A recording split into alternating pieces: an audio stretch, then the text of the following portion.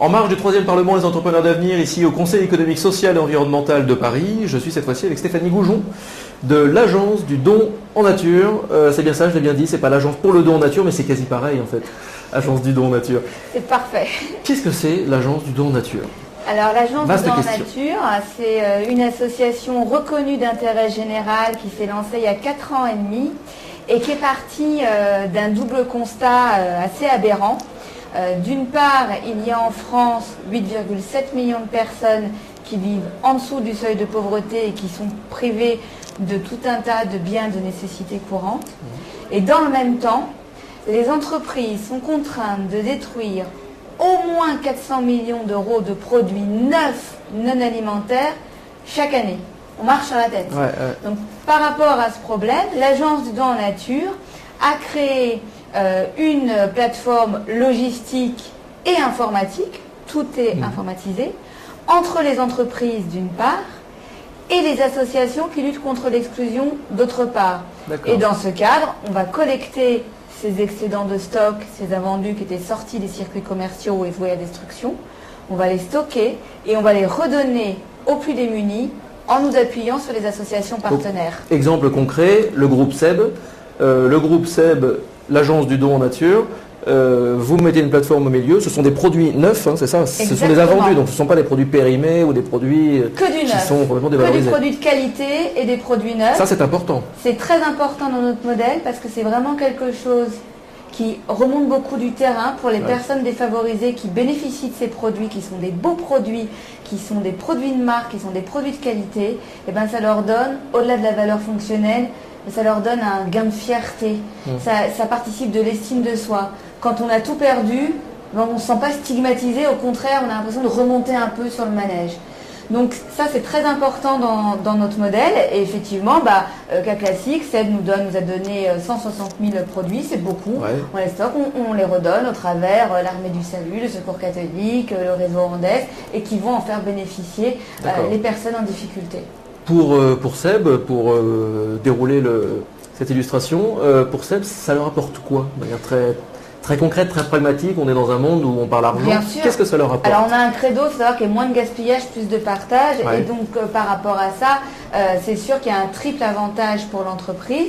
Premier avantage, c'est un avantage économique, puisque détruire les produits ou les stocker éternellement, les stocks dormants dans les entrepôts là, qui ont disparu des radars, ça coûte de l'argent. Donc il y a un premier avantage. Bon, en outre, il y a aussi le don de produit ouvre droit à crédit d'impôt. Ce n'est pas forcément quelque chose qui est structurant pour tous les donateurs, mais ça peut être intéressant notamment pour les PME. Un plus, voilà. Le deuxième avantage, ça va être le côté social, puisque en passant avec l'Agence du don en nature, SEB a un impact auprès de 500 à 600 000 personnes en difficulté. Donc ça lui permet vraiment de maximiser en fait son impact social. Et le troisième avantage, ça va être aussi un avantage pour mobiliser en fait les collaborateurs, puisque notre projet est assez fédérateur. Et notamment, on l'a beaucoup fait avec SEB, c'est un gage à la fois d'innovation et de pérennité du partenariat. Il y a des collaborateurs de SEB et notamment un ancien dirigeant qui s'impliquent dans l'Agence de la nature, qui mettent leurs compétences au profit de notre association pour l'intérêt général. Et c'est pour ça que l'exemple SEB justement est vraiment intéressant. Vraiment parlant. Parce que c'est Christian Ringuet, voilà, ancien président du groupe SEB. Ancien président de Tefal, qui maintenant est un ambassadeur ADN. Donc vous voyez une richesse au niveau du contenu, puisque SEB nous donne des sous, des compétences, des produits, mais aussi il y a cette relation de coopération et le fait que l'entreprise nous ouvre un petit peu son écosystème. Il y a une porosité finalement entre le milieu lucratif et le milieu non lucratif. Et ça génère des produits innovants sur le long terme avec un impact social et économique. Et il y a de l'efficacité aussi derrière. Il y a un site internet adnfrance.org et je fais un petit appel à tous les internautes qui nous regardent. C'est ici. Nous avons aujourd'hui 100 entreprises mécènes, mais ça ne suffit pas. Nous avons besoin de davantage de produits. Donc n'hésitez pas à nous connecter si le projet vous intéresse.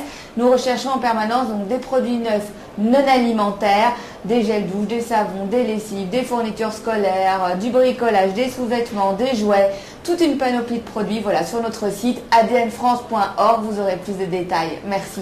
Le message est passé. Toute dernière question, ce Parlement d'entrepreneurs d'avenir, c'est le 3e. Le thème est si l'entreprise avait des solutions. Ouais. Qu'est-ce que ça vous inspire? Qu'est-ce que ça vous évoque? Alors écoutez, nous avons un statut associatif avec une mentalité d'entrepreneur voilà, social.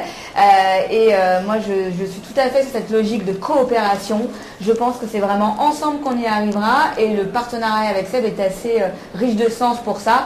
C'est faire passerelle aussi, l'entreprise nous aide à faire passerelle entre ce monde lucratif et monde non lucratif. Donc oui, l'entreprise, elle a plein de solutions. Après, il faut des bonhommes pour les mettre en œuvre. C'est ça. Ou des bonnes femmes pour les mettre en œuvre, hein, bien sûr. Merci beaucoup. Merci à vous.